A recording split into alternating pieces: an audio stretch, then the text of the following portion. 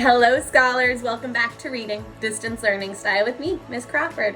Today is Monday, June 15th, 2020. And my friends, it's the last week of school. We have today and tomorrow left. And I can't believe how hard you guys have been working. I'm so proud of you. Today, I'm going to teach you a little bit about some history. History is when we learn about things that have happened in our world before now. And I'm excited to share with you Juneteenth, the holiday of Juneteenth, because it's, like I said, silly Miss Crawford. Juneteenth is a very important holiday for African American people in our country. So this is a very important holiday for Black people in our country. And here's a little bit of background information. This is a little bit of information that you need to know for Juneteenth to make sense. And some of my Holy Cross friends might remember when we've talked about this, but it has to do with slavery. And slavery and slaves, it wasn't a good thing. It was a very, very bad thing, actually. But a few hundred years ago, well, about 400, 500 years ago, before America existed even, the Native Americans lived in America, but before the United States was the United States, the white people in Europe, which is continent all the way over that way, white people decided, you know what? Black people, they're different from us. You know what we're going to do?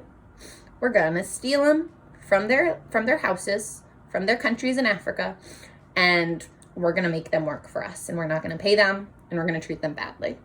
And that's how slavery started. And when America became a country in, well, the 1600s, and when it was made an actual country in the 1700s, so that was about 300 or 400 years ago, 3 or 4.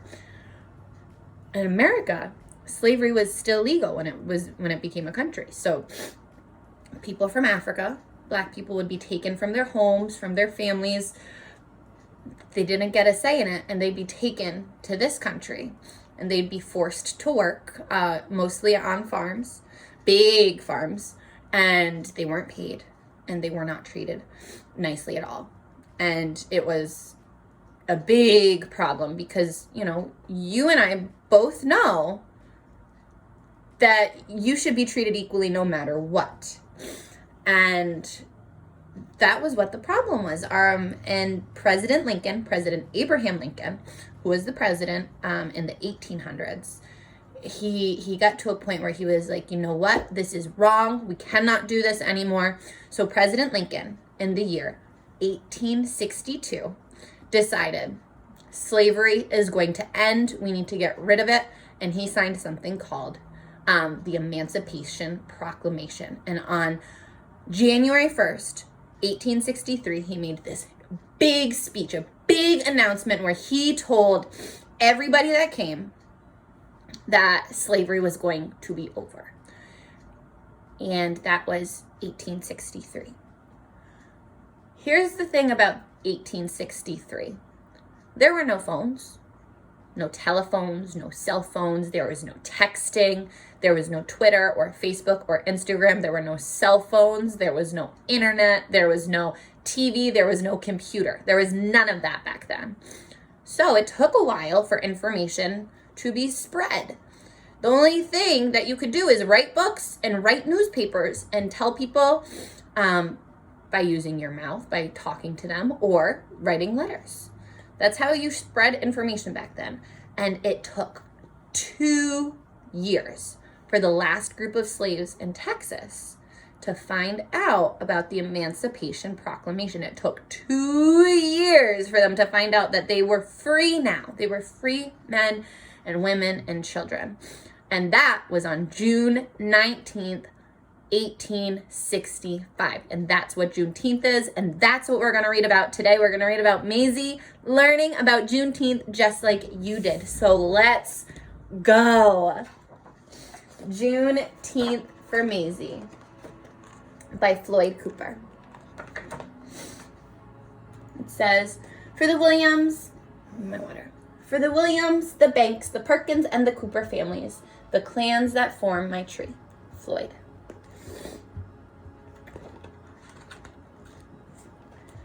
Mazie wants to play outside, but it's too late. It's getting dark, Mazie. It's time to stay inside.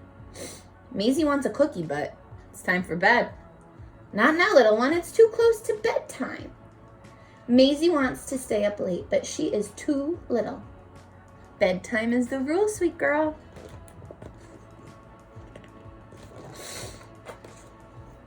Why so grumpy, Sugar Bear? Asks Dad. I can't go anywhere I want, have what I want, or do what I want, answers Mazie. Well, tomorrow you can have a celebration, says Dad. What are we celebrating? Asks Mazie. We will celebrate the day your great-great-great-grandpa Mose crossed into liberty. The day will be celebrated by us and many more families on a day we call Juneteenth. Dad lifts Mazie into his arms. I bet you're tired of hearing no all the time. Well, great-great-great-grandpa Mose heard no even more.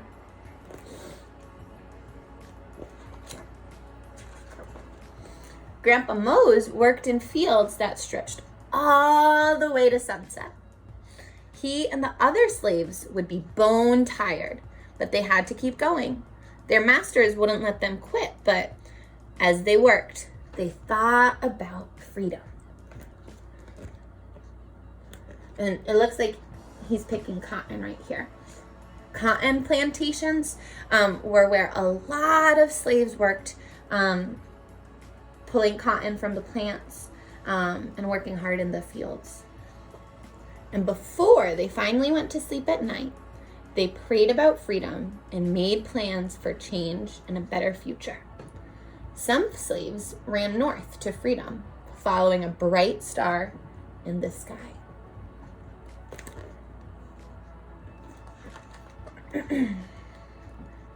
They sweat, they bled, and they cried till those cries were quieted by a single proclamation from a brave president. Grandpa Mose heard that proclamation read from the balcony of the hotel on that warm June day in Galveston, Texas.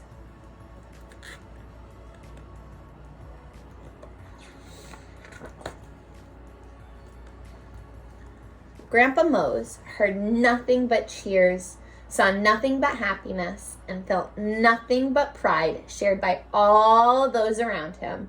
The cheers became dancing. The dancing became celebrating. It went on into the night. Look at all of those big smiles, those happy faces. They are so relieved and excited. Grandpa Mose and the others had found freedom.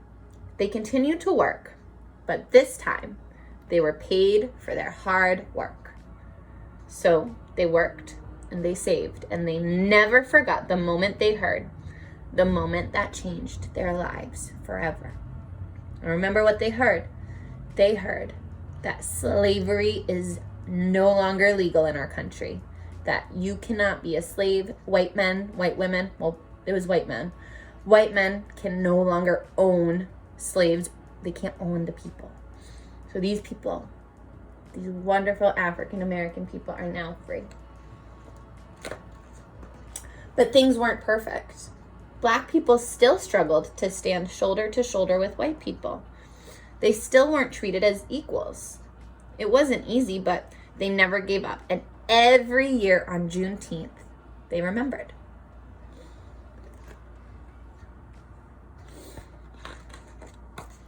They marched for jobs, they lobbied for schools, and the right to vote. They shouted for opportunity. And every year on Juneteenth, they celebrated and remembered. What do you think is happening in this picture? Yeah, it looks like this is a grandpa. And what do you think he's telling his grandkids and maybe his children? Yeah, maybe about the day that he heard the Emancipation Proclamation. They learned and they grew. Now, I'm not sure, but from this illustration, it looks like this could be a couple of different girls that we know. We know Ruby Bridges, but this lady looks a little bit older than Ruby Bridges. Remember, Ruby Bridges was the first black girl to go to an all-white school. This looks like it might be, I might be incorrect in saying this, but it might be Angela Davis.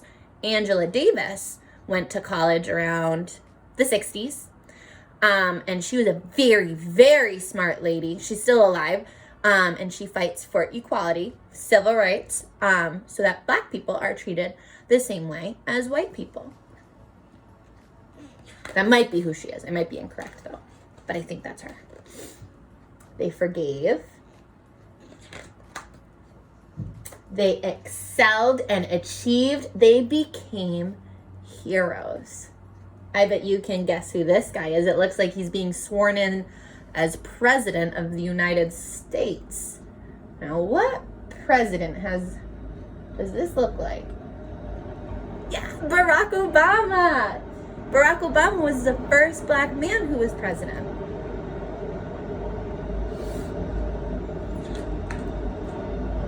Now, sweet Mazie, it's your turn to celebrate, just like great-great-great-grandpa Mo's.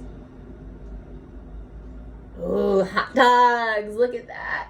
Looks just like a cookout you would have in the summertime. It's your turn, Mazie, to eat some barbecue and drink some strawberry pop. Pop is another word for soda. It's your turn to celebrate. Looks like a parade. They're waving their flags. And to remember,